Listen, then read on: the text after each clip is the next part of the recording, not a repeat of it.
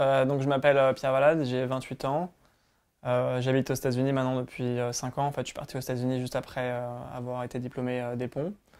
Et il y a un peu moins de 3 ans, 2 ans et demi, on a lancé une start-up aux États-Unis qui s'appelle Sunrise, avec mon cofondateur belge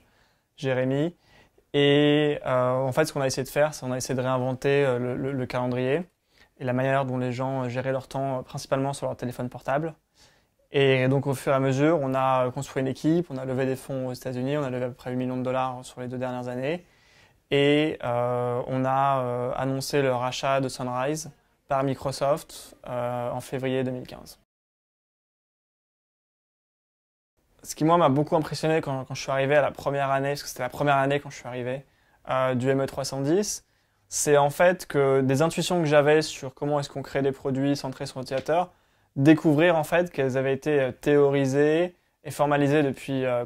plus de 10 ans, je crois plus de 20 ans aux États-Unis,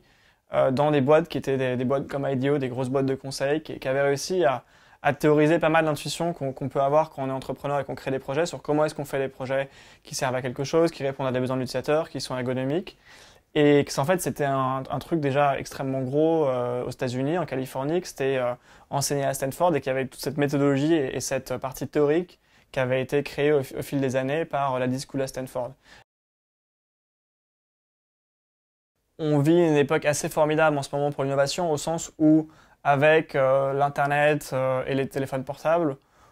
c'est une nouvelle génération en fait, d'objets ou de services qu'on peut créer qui sont basés sur ça. C'est un peu comme s'il y avait une nouvelle révolution industrielle qui est en train de se dérouler juste devant nous, et que du coup, tous les équilibres qui sont établis depuis 100 ans sont complètement changés par des gens qui recréent tout de zéro en utilisant les nouvelles technologies, et notamment, dans notre cas, mais dans le cas de plein d'autres personnes, les téléphones portables.